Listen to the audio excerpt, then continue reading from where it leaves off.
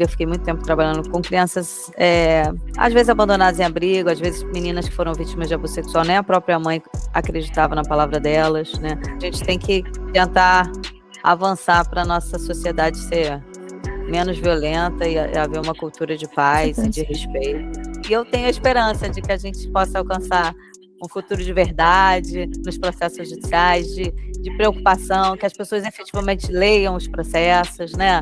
E que faça justiça e que hajam profissionais capacitados para contribuir para a paz e a justiça na vida das pessoas, das famílias daquela. E lembrar, né, que cada processo judicial não é papel, são vidas de pessoas.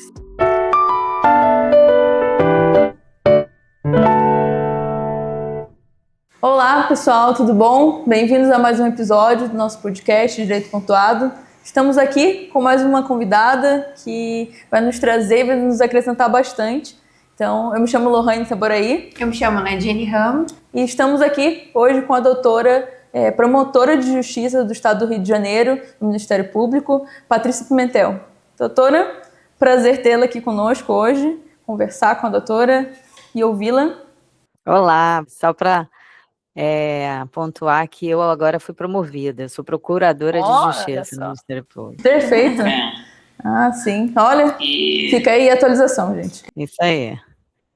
Mas vamos lá, conversando sobre direito de família. E por um acaso eu também, como eu fui promovida agora, eu substituo colegas procuradores em segunda instância e estou trabalhando numa Câmara Criminal com muitas situações de violência doméstica. Então, para a gente trocar sobre alienação parental, direito de família, guarda de filhos e violência doméstica também, se vocês quiserem. Com certeza. Quando é que a doutora foi promovida? Parabéns, doutora. Feliz por esse marco. Fui promovida já tem quase um ano já. Que legal. Uhum. Conheço a doutora há um tempo, aí eu não sabia da atualização. Que legal. Parabéns, doutora. Fico feliz. Obrigada. Então vamos iniciar aqui, doutora. Uma das coisas que a gente quer focar aqui na questão de guarda compartilhada, dia de família, enfim, mas consequentemente vamos falar também dessas questões de violência doméstica, principalmente, né? Questão de alienação parental, como a doutora falou. E o primeiro foco que a gente quer trazer aqui é em relação à guarda compartilhada, que é um dos assuntos bem comentados, né? A gente viu alguns artigos da senhora em que a gente viu que lá atrás também, desde 2010, uns artigos que a senhora já escreveu, que a senhora defende muito a guarda compartilhada como um direito ligado à criança, né? O que as pessoas entendem de errado como isso? Como é que isso é aplicado no dia a dia? O que você vê? Eu acho que a lei é muito expressa em dizer dois aspectos dela, de você poder decidir em conjunto, mas também de conviver de forma equilibrada. Eu acho que é uma oportunidade para a mãe e para o pai exercerem a maternidade, agora a gente fala a paternidade, mas a gente fala em paternagem e maternagem. Não é só ser pai, não é só ser mãe, é efetivamente poder estar ali junto ao filho no dia a dia. E as pessoas acabam confundindo guarda compartilhada com guarda alternada, e a guarda alternada não está nem prevista em lei. Ela é só uma espécie, na minha opinião, de uma guarda compartilhada, porque o importante para você exercer a maternagem, a paternagem, é conviver com esse filho, porque é através do convívio que você cria vínculos afetivos, né? Através, então, do cuidado do dia a dia. E esse cuidado, ele também se destaca não só de você estar ali almoçando, jantando, mas também passando seus valores, escolhendo, às vezes, uma atividade que o outro não gosta. Por exemplo, a mãe prefere uma aula de violino, o pai prefere uma aula de natação. E aí, se esse pai não tiver a oportunidade de dividir esse tempo, por exemplo, que as pessoas às vezes criticam, segunda e quarta com um, terça e quinta com outro, eu acho isso bom, eu acho legal 2 dias na semana com cada um, alternando finais de semana, para você equilibrar bem o tempo de convívio, para cada um ter a oportunidade de passar os seus valores, os valores familiares, do divórcio não ser um sofrimento para essa criança que vai estar longe dessa mãe ou desse pai. Então, você poder manter esse vínculo de afeto, de cuidado do dia a dia, e também pequenas decisões. É isso, você poder decidir, poxa, eu queria tanto que meu filho fizesse aula de inglês, mas o pai não concorda, mas eu gostaria, o pai prefere italiano. Então, se cada um tiver um tempinho ali com esse filho durante a semana, durante o dia a dia, e poder trazer para esse filho aquilo que a sua família, os seus valores estão presentes, trazer essa oportunidade dessa criança vivenciar isso, Eu acho isso muito legal, do que você excluir um desses pais, dizer que a guarda compartilhada é mera decisão, quando a gente sabe que se tem litígio, não adianta decidir em conjunto, porque está em litígio e às vezes uma decisão é boba, como esse caso. É só uma atividade, por exemplo, que o menino quer, o pai gostaria que ele jogasse futebol, a mãe prefere que ele faça outra atividade, e se cada um tiver o espaço garantido para esse convívio, eu acho que isso é o melhor para a criança. E eu, como promotora de justiça na Barra da Tijuca, fui durante anos promotora de família na Barra da Tijuca, a gente conseguiu implementar muitas guardas compartilhadas com convivência equilibrada, né? E eu acho que isso minimiza a alienação parental, você garantir esse convívio, você minimiza conflito, você minimiza, porque aí um não precisa ficar encontrando o outro, os pontos de troca da criança ficam sendo a escola, então você não precisa ficar toda hora discutindo qual é a atividade, qual é isso, qual é aquilo, porque cada um vai ter o seu espaço, cada um vai ter o seu tempo, cada um vai poder transmitir os seus valores. E é isso que eu defendo, até porque eu fiz mestrado em guarda compartilhada quando não tinha ainda lei da guarda compartilhada. E o meu mestrado eu fiz em 2002. O primeiro livro que eu escrevi sobre guarda compartilhada foi em 2005. Né? A lei ela veio em 2008 e precisou de uma outra lei em 2014 para dizer que a guarda compartilhada é importante justamente no litígio. Por que é isso? Porque se tivesse paz, se tivesse tudo bonitinho, nem precisava de lei. As pessoas iam compartilhar esse dia a dia sem necessidade de lei. Mas quando as pessoas recorrem ao judiciário é porque não estão conseguindo exercer essa maternagem, essa paternagem. E aí você evitar essas disputas de um acusar o outro disso, daquilo, para querer uma guarda no lateral. Olha, todo mundo tem um espaço aqui, é importante criar vínculo com essa criança, é importante criar esse vínculo desde cedo, é importante convivência. Então vamos focar na convivência e esquecer essas disputas que às vezes acontecem justamente porque um está afastado, porque um está sobrecarregado. Então, você permitir isso durante o crescimento dessa criança, esse convívio, eu acho ele muito importante. Mas eu vejo que existe ainda muita discussão sobre isso, as pessoas não concordam, e eu acho que a gente tem que avançar nesses entendimentos para o bem-estar. E eu soube, por exemplo, que na Noruega, existe uma mediação prévia, e quando ambos os pais querem estar presentes na vida do filho, já se discute, então, como é que a gente vai dividir 50% do tempo para cada um. E aí eles vêm, ajustam isso, 50% para cada um, para minimizar conflito. Eu acho que é o que deveria fazer acontecer aqui no Brasil. Vamos discutir como é que a gente vai dividir 50% do tempo para cada um? Tem famílias que preferem alternar semanas, e estão vivendo bem assim. Né? Tem famílias que querem ficar seguidos, por exemplo, segunda e terça, quarta e quinta. O importante é você dividir esse convívio efetivamente para a criança criar vínculos, construir afeto, porque acho que a gente já vê aí o avanço da legislação dizendo que existe indenização por abandono, né? Material. A gente teve uma alteração recente do ECA, que diz que essa questão do abandono, e quando o desgaste é muito e a pessoa não consegue conviver, acaba abandonando porque não quer mais viver aquele tipo de litígio, se sente desmerecido, e aí eu acho que o judiciário, o papel do judiciário de uma prévia mediação é isso, tentar fazer a pessoa ser presente e tentar minimizar os conflitos em prol da criança. A gente também tem o posicionamento da guarda compartilhada ser o melhor cenário, né? Claro, existem exceções, né? A gente tem, inclusive, casos em que não temos pais aptos a exercerem a paternidade, a paternagem, né? Mas a gente busca aqui sempre instituir também pela guarda compartilhada, quando possível, até para que não haja uma sobrecarga de um dos genitores nessa criação dos filhos, né? Então, assim, além de ser um direito da criança, também é um direito dos pais. Isso que você está comentando é importante para não haver a sobrecarga, porque a gente ainda vive uma sociedade patriarcal, machista, que acaba que a sobrecarga cai sobre a mulher, né? Às vezes é a mulher que tem que se virar nos 30 para ir buscar na escola, trazer da escola, ficar com a criança no dia a dia e ainda ter que trabalhar.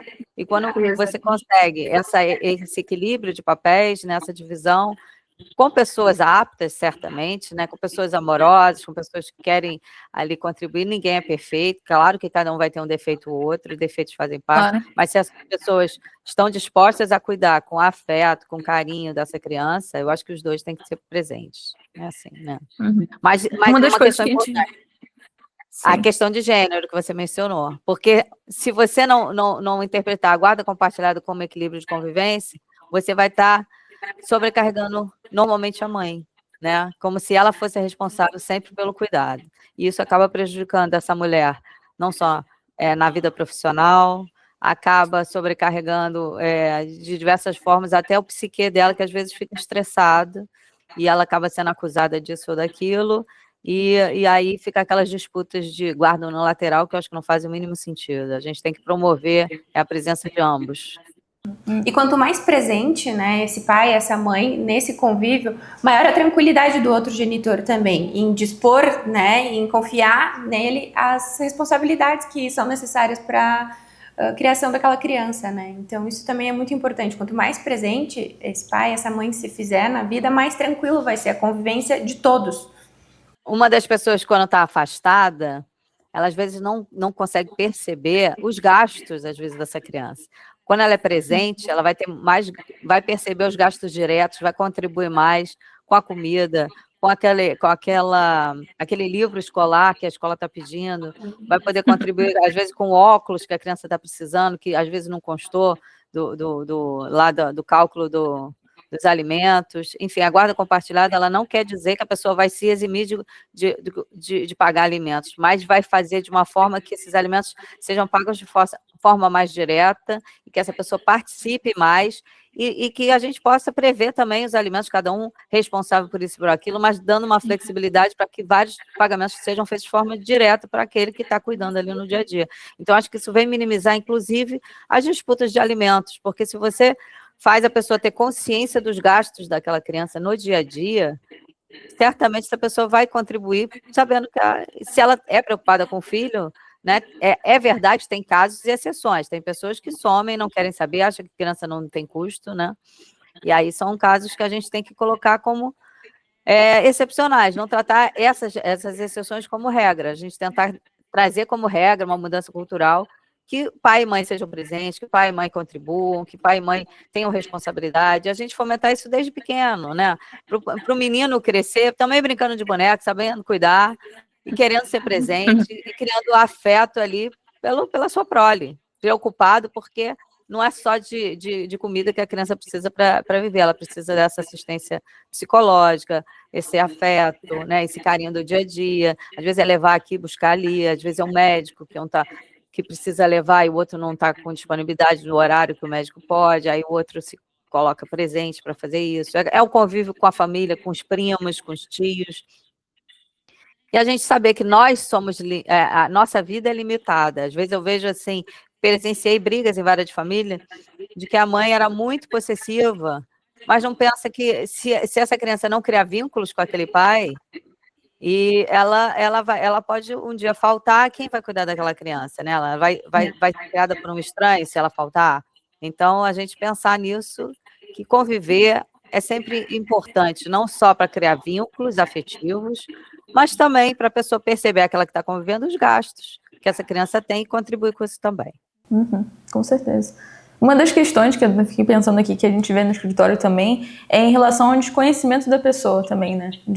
Temos um caso bem específico de um pai que ele queria ser presente e ele não estava sendo presente por conta de uma alienação parental por parte da mãe, mas além disso tinha tido um acordo 2 anos atrás que fixou a guarda no lateral, em que o defensor público não instruiu ele corretamente do que seria a guarda no lateral. E ele aceitou. Então, ele viveu com esse problema por anos e ainda é um problema hoje em dia, né? Então, isso faz refletir também, né? As pessoas sabem realmente do que é a guarda compartilhada, do que é a guarda no lateral, né? Ou aquela pessoa que vem aqui também no escritório que já teve, que falou, o pai não cumpriu um horário, posso pedir a guarda no lateral? Então, horário de visitação. Posso já pedir a guarda no lateral? E a gente sabe que não é dessa forma, né? Então, tem muito essa questão de controle, né, da guarda no lateral. Eu imagino que a doutora tenha visto muito já sobre isso também, né? Inclusive, um detalhe sobre esse caso, que é importante a gente mencionar aqui e também buscar a opinião da doutora.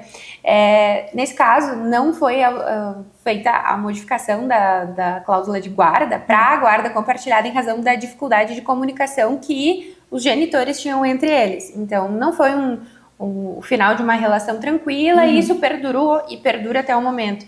Então, esse foi um dos argumentos utilizados pelo Ministério Público de São Paulo, né?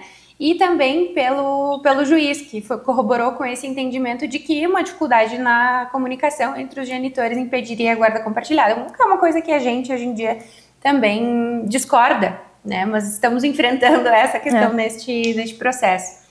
O STJ ele tinha avançado muito, eu acho, com a posição da ministra Nancy Andrighi, de que não é o litígio que afasta a guarda compartilhada, que é justamente no litígio que é preciso estabelecer esse espaço de convívio e que, às vezes, a pessoa cria uma picuinha justamente para não permitir. Aí você estaria privilegiando alguém que pratica uma alienação parental, uma pessoa que está privilegiando aí fomentando o litígio para acabar com uma guarda compartilhada, que é um direito da criança. Mas a gente tem que ver que isso aí é uma questão ainda muito discutida, né? Porque a ministra Nancy Andrighi agora recentemente foi vencida. E aí eu vejo que isso ainda está em debate no STJ. E, de fato, a gente começar a trazer outros profissionais para o debate, para a questão jurídica. Por exemplo, o acompanhamento psicológico que está previsto na lei da alienação parental, para uma psicóloga estaria acompanhando, vendo o que é melhor para essa criança, trazer psicoeducação para esses pais, né? Olha, não faz assim, não faz assado. E a gente ter essa pessoa de apoio porque às vezes o litígio, às vezes é pior essa criança ser mantida na pessoa que cria tanto litígio. Se essa pessoa cria tanto litígio assim, e não permite essa entrada do outro, ela está fazendo mal para essa criança, né? E ela tem que ser convencida, e ninguém melhor convencer ela do que um bom profissional de psicologia, né? Um profissional que possa estar ali acompanhando para fazer essa espécie de psicoeducação para o bem-estar dessa criança. E a escola também, eu penso assim, que as escolas elas têm que estar mais preparadas para essas questões de litígios familiares. Por quê? A criança tem que ir para a escola todo dia, então a escola está ali observando, né? E a escola já está obrigada a dar as informações da criança para ambos os pais, independente deles morarem juntos, separados, a guarda ser unilateral ou compartilhada. Então, a escola tem que prestar as informações, e a escola pode também criar espaços de convivência, né? As reuniões de pais, trazer os dois, né? E fazer orientações para esses pais também, em prol dessa criança, né? Porque os estabelecimentos de saúde e educação, eles devem também contribuir para minimizar qualquer tipo de violência. E a alienação parental é uma violência psicológica, a gente sabe, né?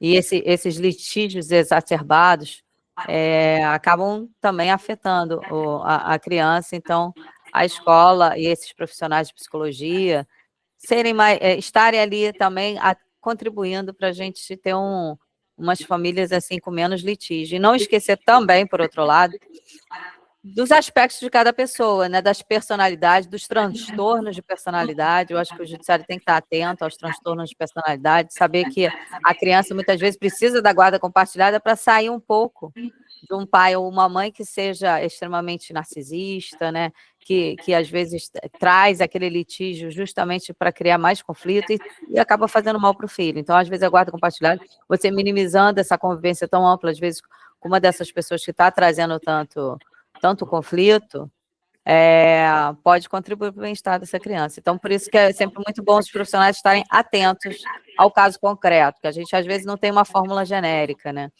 E mesmo na guarda unilateral,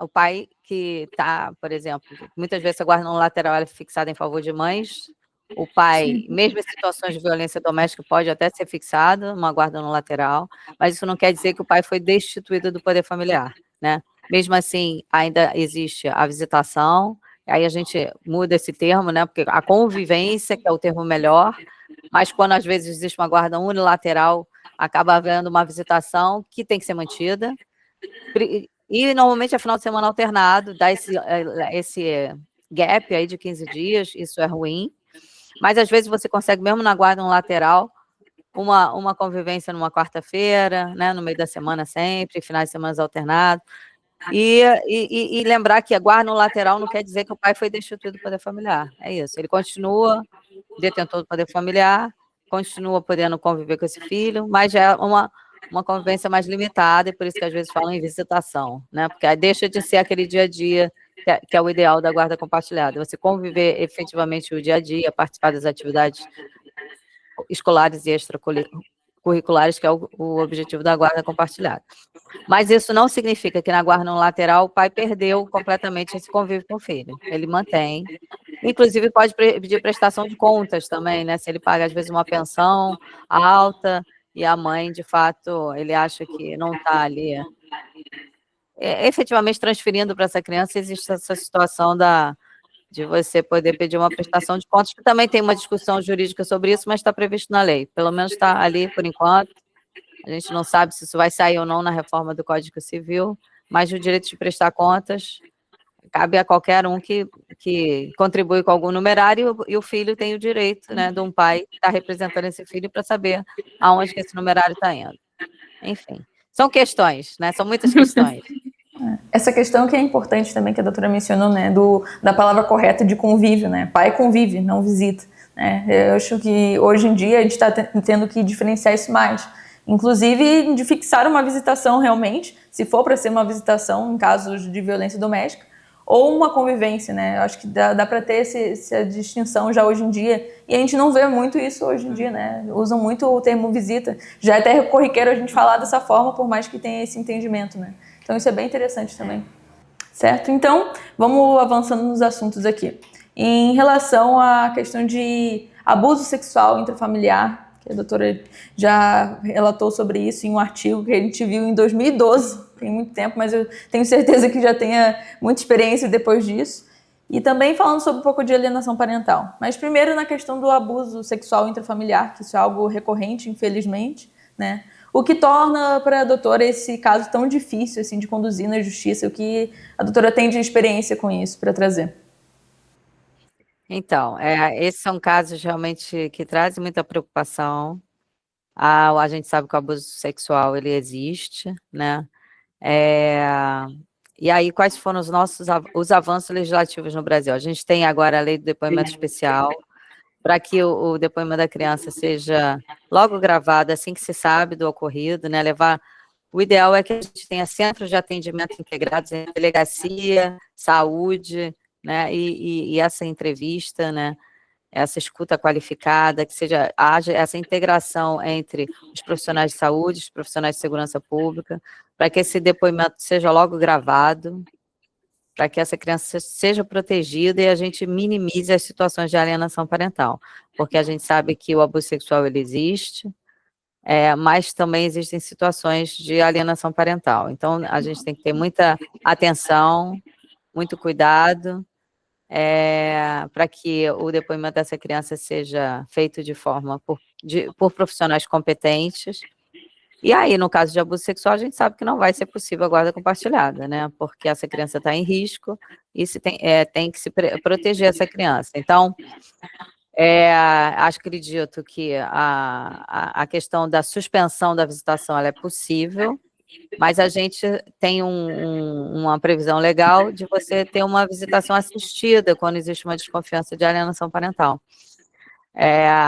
Aí você suspende essa ampla convivência, mas você mantém o mínimo de convivência desse pai com essa criança, assistida por algum profissional, para que não haja repetição de situação de abuso, se é que aconteceu, mas que essa criança não perca o vínculo, porque você suspender completamente, deixar uma pessoa acusada ficar 2, 3 anos sem contato com a criança, você corta os vínculos dessa criança com essa pessoa. E eu já vi situação que não só pai foi acusado, mas também a mãe foi acusada de ser negligente, que o padrasto estaria praticando abuso sexual, e você suspender completamente a visitação dessa mãe, ela é absurda, né? Você pode afastar esse padrasto, mas não afastar completamente a convivência dessa mãe, mas tentar essa convivência de forma assistida, que existe essa previsão, inclusive na lei de alienação parental, que está sendo muito discutida agora, se vai ser revogada ou não,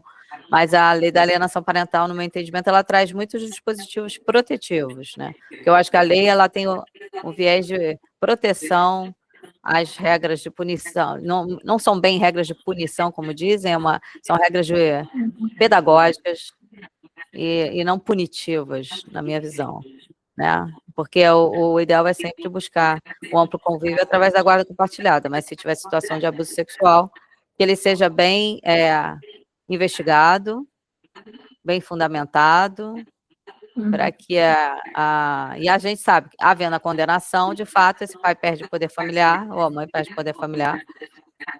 A gente já viu casos aí de mães que disponibilizam crianças, né, para prostituição, para exploração sexual, então não é um fato que acontece só com homens, pode acontecer com mulheres, mas comprovado na área criminal, havendo condenação, é a hipótese de destituição do poder familiar. Destituído do poder familiar, não vai ter mais convivência.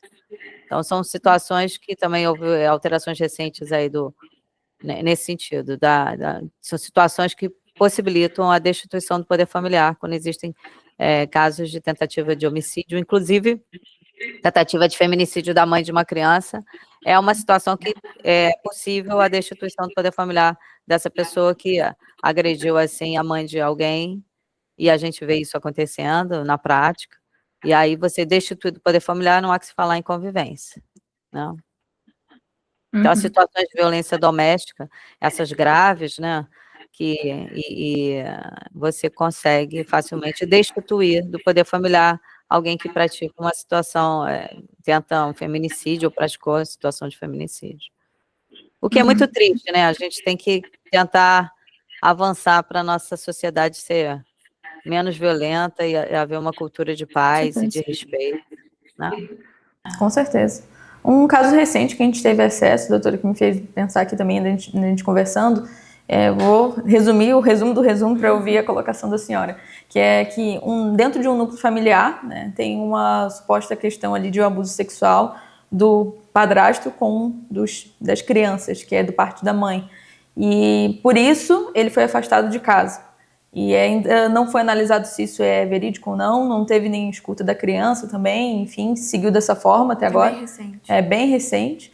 E as outras crianças estão afastadas do pai, sentindo falta, não sabe o que aconteceu com ele, não conseguem entender, são crianças pequenas. Então é um caso bem delicado que a gente teve acesso recentemente e algo que a gente ainda está conduzindo. Então, queria ouvir da senhora também o que colocaria como opinião do que seria urgente nessa situação. A gente vê da escuta das crianças, né, principalmente do acompanhamento psicológico também desse pai, para poder entender qual é o cenário ali dessa situação. E além de toda essa questão, né, a gente tem uma situação de sobrecarga novamente, né, porque Exatamente. Temos ali uma mulher dependente economicamente desse, né, marido que foi afastado em razão ali de suposto abuso, e está sobrecarregada com diversas crianças, sem meio de locomoção, tendo que trabalhar, as crianças em período de férias escolares. Então essa é uma situação que agrava ainda mais um cenário que já é gravoso juridicamente. Quatro crianças, né? 4 crianças. Aqui na capital do Rio de Janeiro, a gente tem a VECA, né, que é uma vara especializada de crianças e adolescentes. Eu não sei como é que é em Itaboraí ou nesse local que vocês mencionaram. Mas, de fato, é preciso que haja um estudo rápido, né? Que esses estudos não demorem, porque a mãe acaba ficando sobrecarregada, pode ser uma alegação falsa, né? Esse padrasto é de a acusação contra uma das crianças, né? Os outros são filhos, ele está afastado dos filhos. Sim. Exatamente. 2 enteados e 2 filhos. Aí passaram data comemorativa sem pai, sentem falta e estão sofrendo com isso também, né? Então tem essa questão também frágil. Tem que verificar se a medida protetiva ela se estendeu a todos os filhos ou a só a criança a todos os filhos. Tentar pedir reconsideração diante de um novo estudo, né? Levar essas crianças para serem ouvidas por uma psicóloga. Às vezes a gente vê que existe uma pouca estrutura, às vezes, desses locais, né? Que os estudos estão sendo marcados para daqui a 4, 6 meses, o que é uma tristeza, né? Você manter um pai afastado tanto tempo. Mas eu acho que a solução seria buscar algum psicólogo, alguém na rede, ou conversar, de fato, para haver uma agilização nesses estudos, para que esse pai possa conviver, nem que seja monitorado, né? Porque você afastar completamente uma pessoa acusada sem condenação, você está ferindo o princípio da presunção de inocência. Então, eu acho que, se não há condenação criminal, essa convivência ela pode acontecer e já existe a previsão legal que seja monitorada. Ainda mais, assim, pode ser monitorada se não se confia nessa mãe, por alguma outro parente, pode haver alguém, às vezes, indicado pelo juízo. Eu acho que tem que ir por aí. Perfeito. Uma pergunta também, eu acho que a doutora já trouxe mais ou menos, mas fazendo a pergunta de forma direta. Em relação à lei da alienação parental, a doutora é a favor, então, do mantimento da lei? Eu sou a favor que ela seja mantida, até porque eu já vivenciei nas varas de família muitas situações, né, de alienação parental, e a gente consegue, através da lei, minimizar essa situação. E sem essa lei vai haver um vácuo jurídico, e eu acho que o vácuo jurídico, ele piora, porque você não soluciona com inversão de guarda, automaticamente. Existem várias medidas antes de você chegar numa inversão de guarda, e se não houver a lei, pode haver essa inversão de guarda, porque o juiz entender que o melhor interesse da criança é inverter essa guarda, sem a gente ter os outros mecanismos de proteção da lei de alienação parental. Quais são? O acompanhamento psicológico, estabelecer uma multa, ampliar essa convivência através da guarda compartilhada. Então, a lei, ela traz gradações, ela traz a solução para uma visita monitorada, e havendo um vácuo jurídico, vai ficar dependendo desse princípio do melhor interesse da criança, que às vezes é um princípio, às vezes, subjetivo, cada juiz entende de um jeito, cada desembargador entende de um jeito, cada Câmara, Tribunal entende de um jeito diferente. O que é o princípio do melhor interesse da criança, se o legislador não trouxer parâmetros para isso? Então, eu acho que a lei da alienação parental, ela traz parâmetros relevantes, e eu acho que ela deve ser mantida, sim. Mas a gente sabe que existem situações em que ela talvez tenha sido mal aplicada, e aí eu acho que a gente tem que discutir mais o caso concreto, o fato dela não estar sendo bem aplicada, e aperfeiçoar isso, do que você trazer um vácuo jurídico. É a minha opinião. Perfeito. Em relação, então, vamos avançando um pouco no tema, em relação à questão de violência doméstica, principalmente, em questão da vítima, questão de reparação de danos, enfim. Já tivemos também acesso a um artigo que a doutora escreveu em 2016, sobre a reparação mínima em favor da vítima, né, e da atuação do Ministério Público. Então, por que a reparação hoje em dia é tratada como acessório, né, no imaginário do sistema penal? Como é que a doutora vê como isso é interpretado hoje em dia?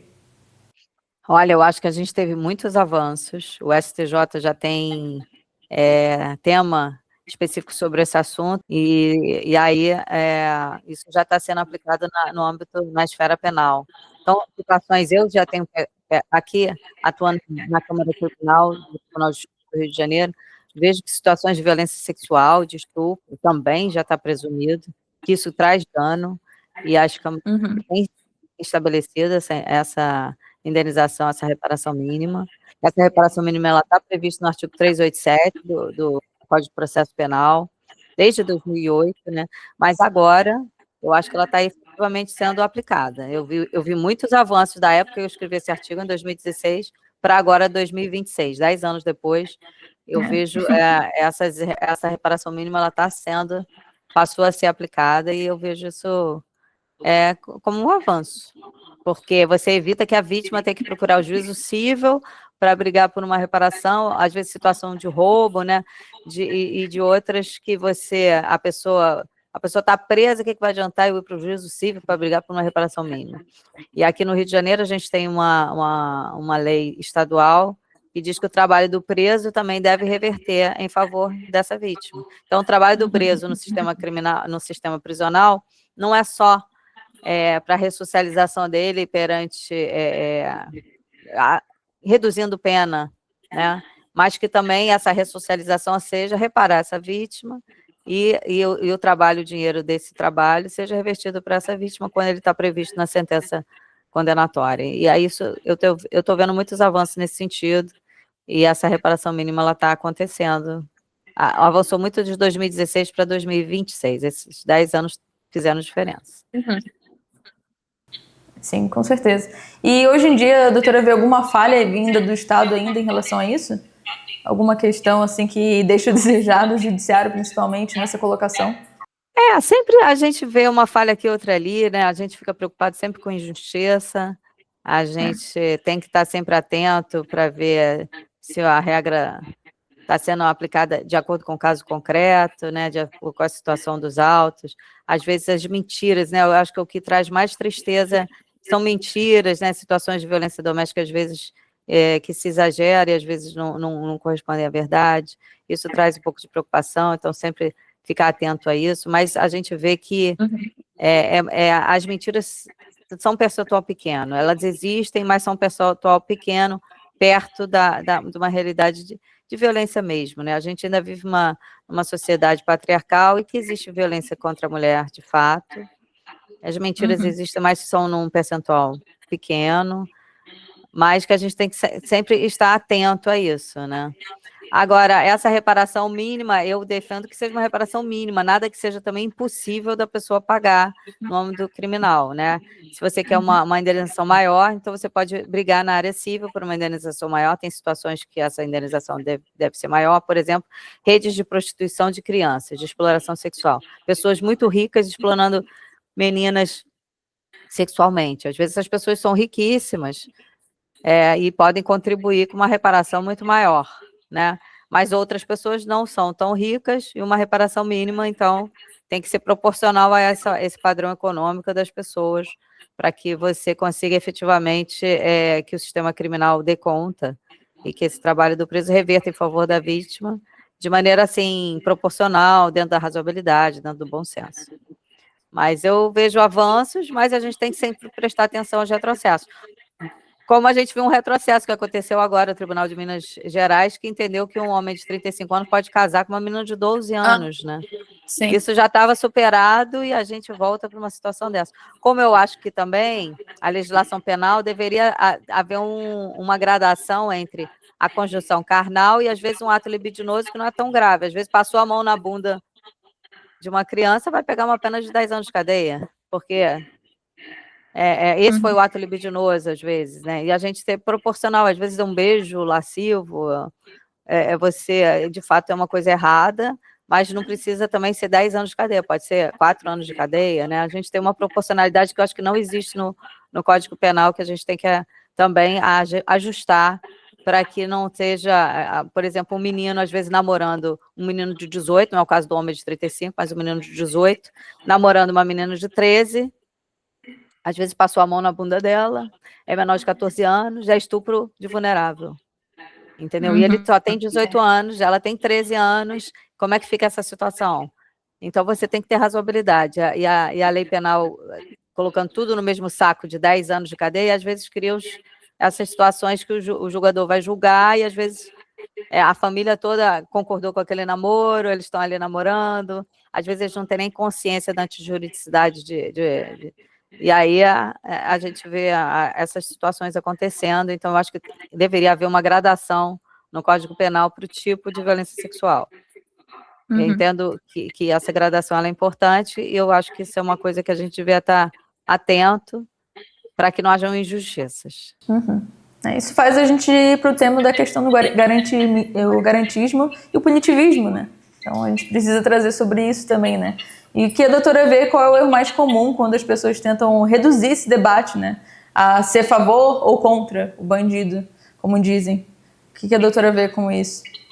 Eu acho que tem que ter o equilíbrio, né, entre garantismo e punitivismo. Não é você liberar todo mundo. Tem situações que a gente vê como esdrúxulas, né, uma situação grave e que você exagera aí nesse garantismo e a pessoa não é punida. Por outro lado, também não é esse punitivismo exacerbado. A gente tem que ter o equilíbrio e verificar que as leis penais elas devem ser cumpridas, as pessoas têm que ser respeitadas, as garantias processuais também devem ser respeitadas, para que a gente viva numa sociedade justa e ninguém faça justiça com as próprias mãos. Porque se a gente não tiver leis razoáveis e aplicadas, no caso concreto, às vezes as pessoas querem fazer justiça com as próprias mãos e isso acaba prejudicando a organização da sociedade, né? Eu vi muito isso como promotora de infância, que eu fui durante 12 anos antes de ir para o crime, antes de ir para a família, eu fiquei muito tempo trabalhando com crianças, às vezes abandonadas em abrigo, às vezes meninas que foram vítimas de abuso sexual, nem a própria mãe acreditava na palavra delas, né? Uma rede que às vezes não traz apoio, uma investigação que não é bem feita.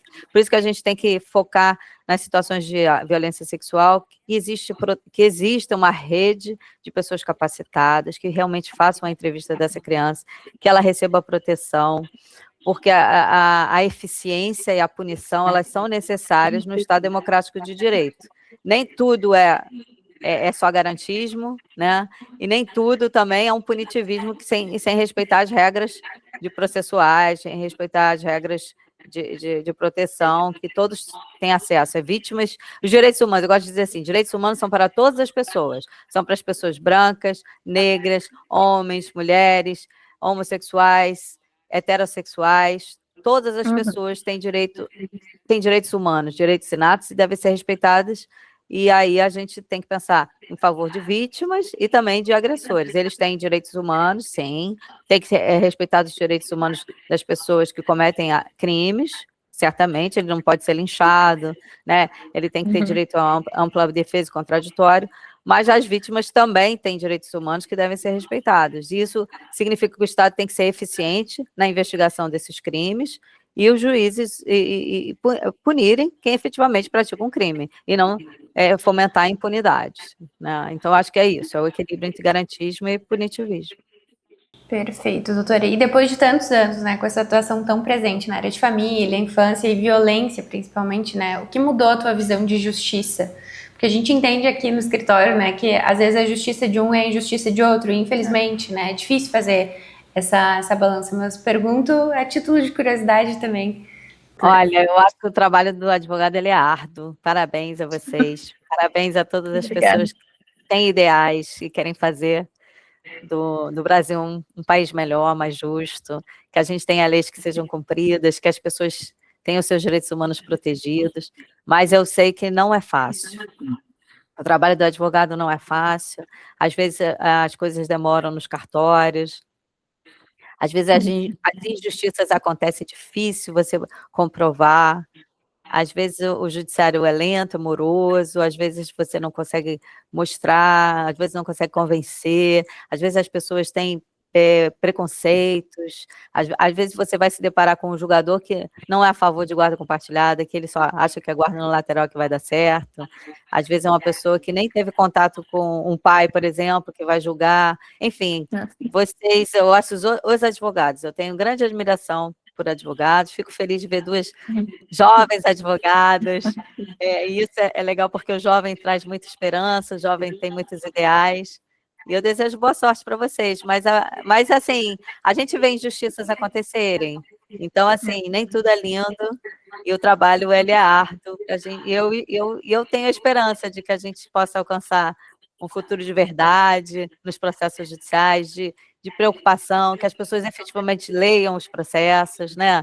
E que faça justiça, e que hajam profissionais capacitados para contribuir para a paz e a justiça na vida das pessoas, das famílias daquela. E lembrar, né, que cada processo judicial não é papel, são vidas de pessoas, são pessoas que sofrem com emoções, existem crianças envolvidas, e que enfim, que a gente tenha essa esperança e os ideais sempre a contribuírem para a gente buscar e lutar por uma sociedade mais justa, com regras mais...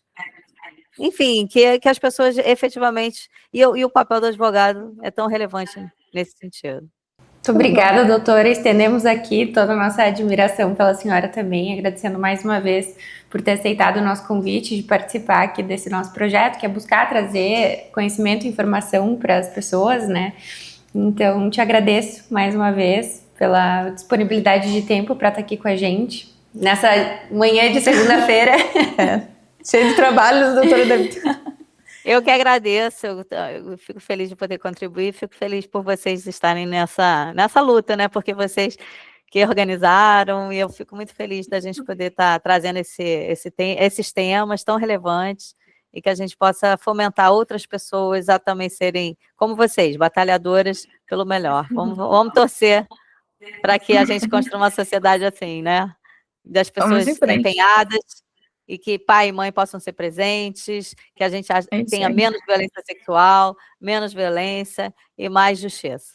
É isso. É isso aí. Tem que ter propósitos. É isso aí. Muito obrigada, doutora, pela presença, tá? Obrigada, gente. E para você que está assistindo aqui, comente, curte aqui. Vamos compartilhando mais sobre esses nossos vídeos aqui, os nossos episódios. A gente vai deixar o link dos artigos da doutora Patrícia aqui embaixo também, para que vocês possam olhar, comentar e prestigiar o trabalho dessa profissional tão incrível que a gente tem a sorte de ter dentro do judiciário brasileiro. É isso aí. Tá certo? Até o próximo. Tchau, tchau.